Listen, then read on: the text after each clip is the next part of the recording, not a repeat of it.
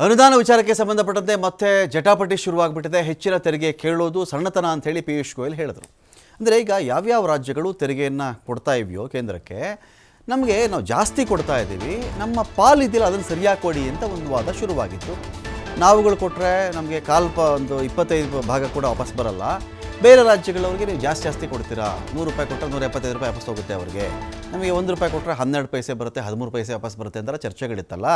ಈ ಥರ ಕೇಳೋದೇ ಸಣ್ಣತನ ಅಂಥೇಳಿ ಪಿಯೂಷ್ ಗೋಯಲ್ ಮಾತಾಡಿದರು.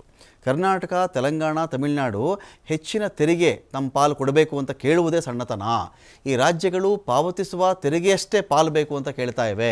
ಇದು ಸಣ್ಣತನದ ಆಲೋಚನೆ ಆಗಿಬಿಡುತ್ತೆ, ದುರದೃಷ್ಟಕರ ಅಂಥೇಳಿ ಕೇಂದ್ರ ಸಚಿವರು ಮಾತಾಡಿದರು. ಪಿಯೂಷ್ ಗೋಯಲ್ ಹೇಳಿಕೆಗೆ ರಾಜ್ಯ ಕಾಂಗ್ರೆಸ್ ನಾಯಕರು ಆಕ್ರೋಶವನ್ನು ಹೊರಹಾಕಿದ್ದಾರೆ.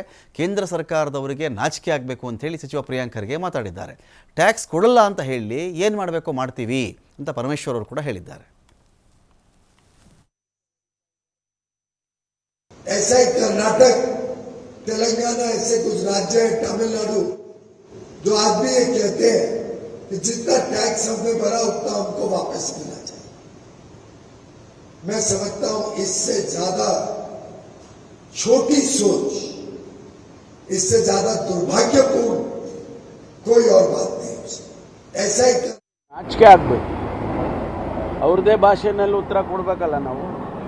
ಅವ್ರಿಗೆ ನಾಚಿಕೆ ಆಗ್ಬೇಕು.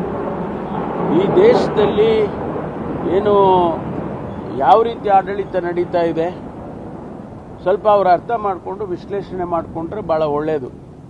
ಈ ಟ್ಯಾಕ್ಸ್ ಸ್ಟ್ರಕ್ಚರು ನಮಗೆ ಫೆಡರಲ್ ಸಿಸ್ಟಮ್ನಲ್ಲಿ ಯಾವ ರೀತಿ ನಮಗೆ ಡೆವಲ್ಯೂಷನ್ ಆಫ್ ಟ್ಯಾಕ್ಸಸ್ ಆಗಬೇಕು ಅನ್ನೋದು ಒಂದು ನಿಯಮ ಮಾಡಿಟ್ಟಿದ್ದಾರೆ. ಅದನ್ನು ಕರ್ನಾಟಕ ಹೆಚ್ಚು ಟ್ಯಾಕ್ಸ್ ಕಟ್ತಾ ಇದೆ, ನಮಗೆ ಹೆಚ್ಚು ಒಂದಿಷ್ಟು ಶೇರ್ ಕೊಡ್ರಪ್ಪ ಅಂತ ಹೇಳಿದರೆ ನಾಚಿಕೆ ಆಗಬೇಕು, ಅದಾಗಬೇಕು, ಇದಾಗಬೇಕು ಅಂತ ಹೇಳಿದರೆ ಅವರು ಹಂಗೆ ಹೇಳ್ತಾರೆ.